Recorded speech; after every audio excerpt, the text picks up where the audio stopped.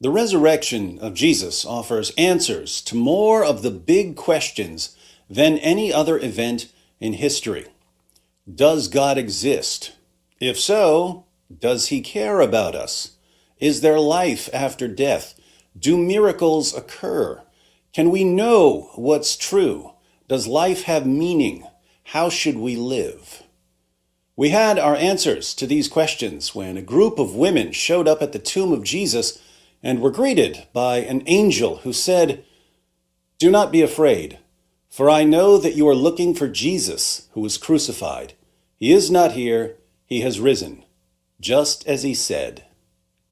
With so many different worldviews competing for attention here in the 21st century, I have to say that having a verifiable miracle and God's stamp of approval at the core of Christianity is like watching a bunch of people scrambling around to find some buried treasure when you've got the missing piece of the treasure map. The piece where X, or rather a cross, marks the spot. I find it fascinating that atheists dogmatically insist that the message of Christianity is just put your blind faith in our religion, when Christianity, more than any other worldview I'm aware of, has always said, here's how you can know that this is true. In the book of Acts, the Apostle Paul tells the people of Athens that God has set a day when he will judge the world with justice by the man he has appointed. He has given proof of this to everyone by raising him from the dead. So if Christians proclaim, here's the proof, why do atheists here just believe without any evidence whatsoever? It's as if they're not listening. It's as if hearing they do not hear, and seeing they do not see. But for those with ears to hear, knowing that Jesus rose from the dead is actually much simpler than many people realize. To know that Jesus rose from the dead, we only need to know two things. One, that he was really dead, and two, that he was alive again later. If Jesus was dead and he was alive again later, I'd say that our atheist friends have a great big Son of God-shaped hole in their worldview. Was Jesus dead? And I mean really dead, not passed out, not in a coma, not in a brief state of cardiac arrest. Was he dead? Yes, he was. Now, the new generation of atheists who learn about Christianity primarily from social media may be surprised to learn that there are historical facts about Jesus. They think of Jesus as a mythical figure like Hercules, except that they're much angrier about Jesus for some reason. It's a tragedy of the internet age that positions that would be laughed out of the room at the scholarly level can become quite popular at the internet level by circulating among people who don't know much about anything. At the scholarly level, Jesus mythers are viewed along the same lines as Holocaust deniers. But at the internet level, every other atheist I run into says Jesus never existed. Really? Well, what books have you read on this? None, but I watched like 3 YouTube videos, so I'm obviously far more knowledgeable than every respected scholar on the planet. Meanwhile, even some of the most critical historical Jesus scholars will acknowledge certain facts about Jesus. That he was baptized by John the Baptist, that he had disciples, that he was known as a miracle worker and an exorcist, that he believed he played a crucial role in the coming of the kingdom of God, and of course, that he died by crucifixion. The scholarly consensus on Jesus' death arises from having a variety of ancient sources. There are Christian, Jewish, and Roman sources reporting Jesus' death, and knowing how crucifixion works. Today, we tend to think of crucifixion as just nailing someone to a cross, but Roman crucifixion was a 3-step process. The first step was the scourging, which was sometimes called the half-death because victims would be half dead by the time it was finished. The Romans used a flagrum made of leather thongs with chunks of bone or metal woven into the strands, designed to remove human flesh. We have records of people being beaten until their veins and arteries were exposed, or until their bones were showing, or until their intestines spilled out. And that was just the beginning. Step 2 was nailing the victim to a cross and letting him hang there while the blood drained out of him. Once he stopped gasping for breath, the Romans knew their work was done. Almost. The Romans didn't take crucifixion lightly, so there was a third step, some sort of death blow, just to make sure their victim was dead. If they needed to pry someone off a cross, they would smash his head in, or stab him through the heart with a sword or a spear, or set him on fire, or let wild animals rip him apart. Not the sort of process anyone's going to walk away from. So, Jesus' death isn't simply a point of Christian doctrine, it's a fact of history, as even non-Christian scholars are happy to admit. Atheist New Testament scholar Geert Ludemann declares that Jesus' death as a consequence of crucifixion is indisputable. John Dominic Crossan of the infamous Jesus Seminar says that there is not the slightest doubt about the fact of Jesus' crucifixion under Pontius Pilate. Marcus Borg, another member of the Jesus Seminar, states that Jesus' execution is the most certain fact about the historical Jesus. Jewish scholar Pinchas Lapid affirms that Jesus' death by crucifixion is historically certain. According to Paula Fredrickson, a convert to Judaism, the single most solid fact about Jesus' life is his death. He was executed by the Roman prefect Pilate on or around Passover in the manner Rome reserved particularly for political insurrectionists, namely crucifixion. And as everyone's favorite scholarly critic of Christianity, Bart Ehrman, maintains, one of the most certain facts of history is that Jesus was crucified on orders of the Roman prefect of Judea, Pontius Pilate. The real question, then, is whether Jesus was alive again later. How would we know if Jesus was alive at some point following his execution by the Romans? The same way we know many other things from history. We need witnesses, and we need to know that we can trust these witnesses. Do we have witnesses of the risen Jesus? Yes, lots. Fortunately, they began preaching almost immediately, and we have summaries of some of their early sermons. They issued official creedal statements that could be easily memorized and passed on to others. They sent out representatives with authoritative traditions that would eventually be incorporated into the Gospels and other writings. We also have writings and quotations outside the New Testament from the next generation of Christian leaders, which included people like Clement of Rome and Polycarp, who knew one or more of the apostles and who continued preaching the message of the apostles, especially the resurrection of Jesus. But the most interesting source on the eyewitnesses of the risen Jesus is an early Christian creed recorded in 1 Corinthians 15, 3-7. 1 Corinthians was written around AD 55, and Paul says in the letter that he had already delivered the creed to the church in Corinth, which would have been around AD 51. But Paul received the creed long before that, either when he visited the apostles in Jerusalem or perhaps even at his conversion. And scholars date its formulation to within a few years of Jesus' crucifixion.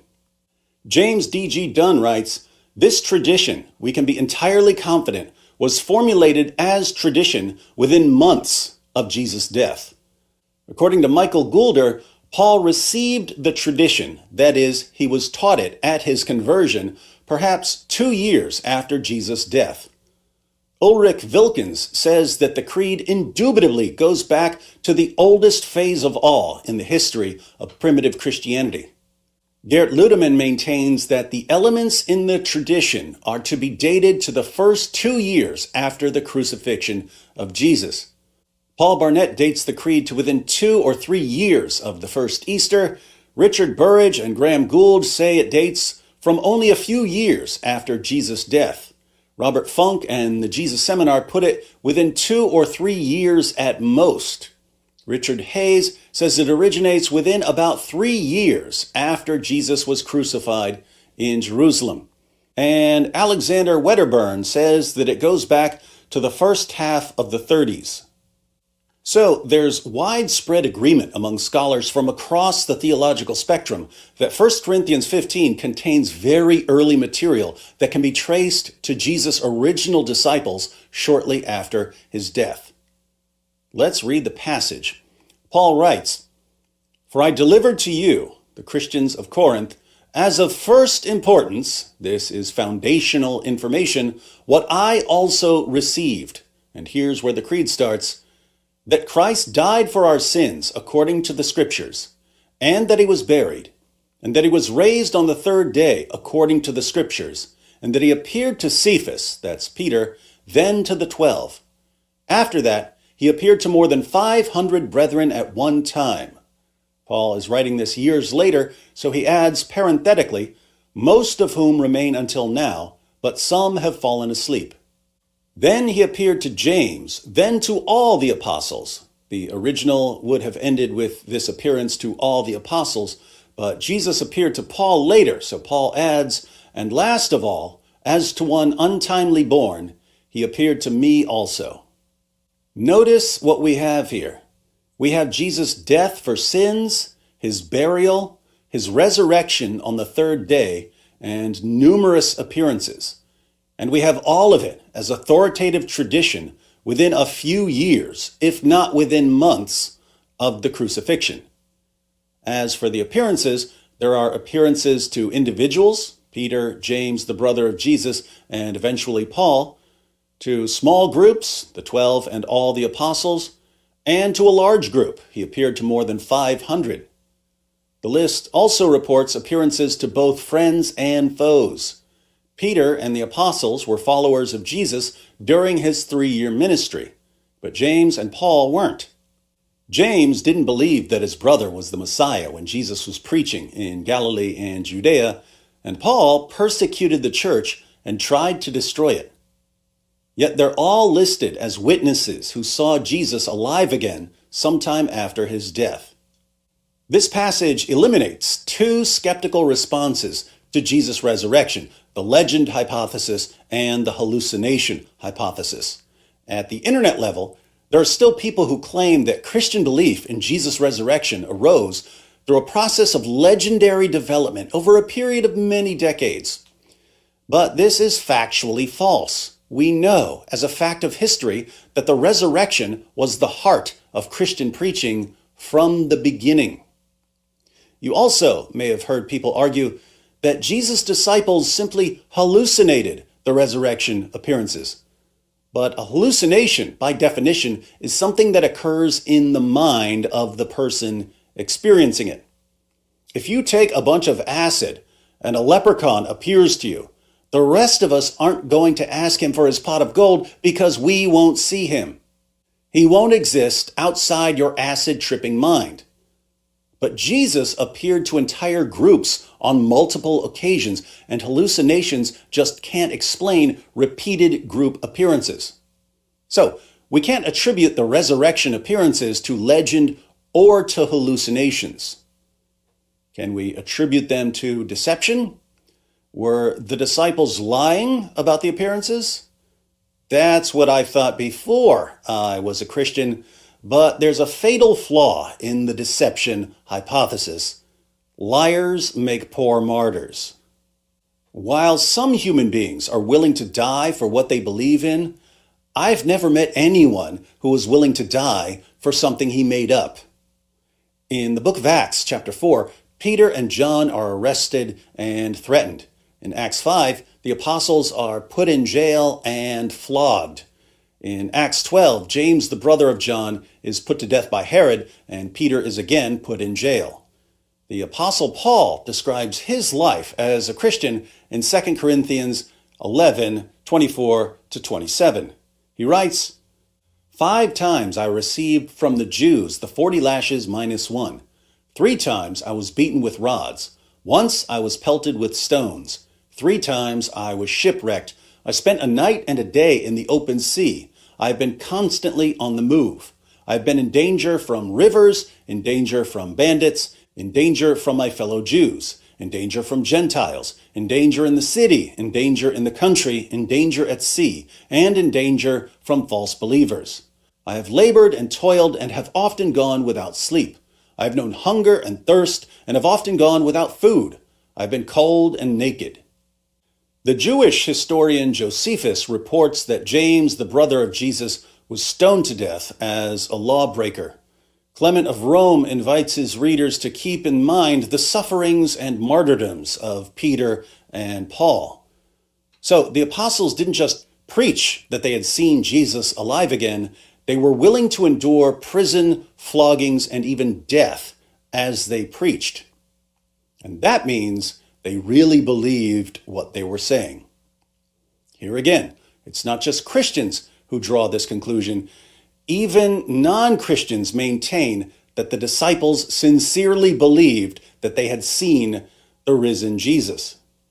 Gert Ludemann, it may be taken as historically certain that Peter and the disciples had experiences after Jesus' death in which Jesus appeared to them as the risen Christ. Bart Ehrman, we can say with complete certainty that some of his disciples at some later time insisted that he soon appeared to them, convincing them that he had been raised from the dead. Bart Ehrman again, it is a historical fact that some of Jesus' followers came to believe that he had been raised from the dead soon after his execution. Paula Fredrickson, I know in their own terms what they saw was the raised Jesus. I'm not saying that they really did see the raised Jesus. I wasn't there. I don't know what they saw. But I do know, as a historian, that they must have seen something. Fredrickson says that she doesn't know what they saw. But I do. I think it's obvious what they saw. The disciples saw the sort of thing that would convince individuals and groups, friends and foes, that they had all seen a man who had been dead, alive again, standing in front of them, telling them why he had to die and rise again. Unfortunately for our atheist friends, the only sort of thing that can do that is Jesus actually appearing to them, which means that Jesus rose from the dead. So, there's only one conclusion to draw from the facts that even atheist and agnostic scholars grant as historically certain. And yet, atheist and agnostic scholars clearly don't believe that Jesus rose from the dead. Why do they reject the resurrection when they're aware of the historical evidence? Different people will give different reasons for denying Jesus' resurrection, but if you do a little digging, two broad issues emerge most frequently. First, many people have a prior commitment to naturalism. Supernatural explanations are ruled out before the investigation begins. And if supernatural explanations are ruled out beforehand, Jesus' resurrection is never even a candidate for belief. So, is a commitment to naturalism a good reason to reject the resurrection? As Alvin Plantinga and others have shown, naturalism as a worldview is fundamentally incoherent because it ends up undermining the reliability of the cognitive faculties required to affirm it. If naturalism is true, how did you obtain your cognitive faculties, the processes that produce your beliefs? There's really only one game in town if you're a naturalist. Your ability to reason is the product of natural selection acting on random mutation. Natural selection, of course, favors traits that help organisms survive and reproduce. So, if human reasoning evolved naturally, it's because it helped human beings survive and reproduce. Does this give us any basis for trusting our reasoning ability when it comes to questions of theology or philosophy or science? No. At best, our cognitive faculties would be reliable when it comes to finding berries or using a spear against an enemy or doing something to attract a mate. Interestingly, Darwin himself noticed this problem. He said, But with me, the horrid doubt always arises whether the convictions of man's mind, which has been developed from the mind of the lower animals, are of any value or at all trustworthy. Would anyone trust in the convictions of a monkey's mind, if there are any convictions in such a mind? Naturalism isn't a pillar of rationality, it's a pillager of rationality. But a more glaring difficulty, given a discussion of miracles, is the global abundance of miracle claims. In 2006, the Pew Forum issued a report titled Spirit and Power, a 10-country survey of Pentecostals, discussing statistics on Pentecostals and charismatic Protestants in the United States, Brazil, Chile, Guatemala, Kenya, Nigeria, South Africa, India, the Philippines, and South Korea. And the researchers found that approximately 200 million Pentecostal and charismatic Protestants in just those 10 countries believe that they have personally witnessed miraculous healings. Imagine what the numbers would be if the study had included all denominations in all countries.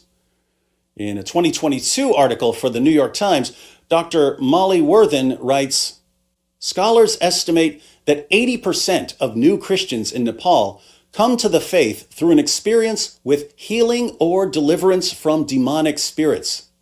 Perhaps as many as 90% of new converts who join a house church in China credit their conversion to faith healing. In Kenya, 71% of Christians say they have witnessed a divine healing, according to a 2006 Pew study. Even in the relatively skeptical United States, 29% of survey respondents claim they have seen one. After reviewing a number of miracle reports from around the world, Dr. Craig Keener concludes, it is no longer plausible to tout uniform human experience as a basis for denying miracles, as in the traditional modern argument. Hundreds of millions of claims would have to be satisfactorily explained in non-supernatural terms for this appeal to succeed. While many may be so explained, one cannot adopt the conclusion of uniformity as a premise without investigating all of them. In other words, those who exclude supernatural explanations prior to investigation do so by faith, not because the evidence demands it. Second, it's perhaps even more common to reject the resurrection because of what the resurrection implies. If we believe that Jesus rose from the dead, we might think it's a good idea to listen to what he says. But Jesus said all kinds of things about sin and judgment and salvation, and if we don't want to take his teachings seriously, or if we don't want to become Christians, or if we despise anything that has any connection to Christianity, we kind of need to get rid of that whole rising from the dead thing. Now, this has always seemed like an odd approach to me. Decide what we want to believe ahead of time, and then reject evidence that doesn't line up with what we want to believe. And atheists normally condemn this approach. Suppose an atheist comes to you with some kind of evidence. Let's say he gives you evidence for common descent, the claim that all living things share a common ancestor. If your response is, well, I don't like what common descent implies because that would mean I'm related to pigs, so I'm going to reject any evidence you give me for it, the atheist will accuse you of being anti-science and anti-evidence and irrational and stupid and bigoted and so on. But then, if you present that same atheist with evidence that Jesus rose from the dead, you'll suddenly find that heaven and hell and the Salem witch trials and gay wedding cakes and all kinds of other topics are entering into his evaluation of whether Jesus was dead and whether he was alive again later. Feelings become the ultimate trump card. We obviously can't stop our atheist friends from smuggling their feelings about Christianity into discussions of historical facts about Jesus, but we can point out how ridiculous it is for them to claim to be the champions of reason and science and logic when their feelings and emotions have full reign over their reasoning. Now, There's other evidence that's relevant to this discussion, and there are additional objections to consider. But we already have enough to conclude that Jesus rose from the dead. All the available evidence tells us that Jesus died by crucifixion and that he was alive again later. Friends and foes were so thoroughly convinced that Jesus had appeared to them that they were willing to endure torture and death for the privilege of proclaiming the Christian message. The question for us is this: what could have convinced all these people that Jesus had appeared to them? This is the question I struggled with almost 3 decades ago, and I couldn't think of any explanation apart from the resurrection that could account for the historical evidence. By that time, I already knew that naturalism was a theory in crisis, and I didn't trust my feelings enough to reject facts I didn't like. In the end, I concluded that Jesus of Nazareth rose from the dead, and that if I was going to listen to anyone tell me about God, it was him.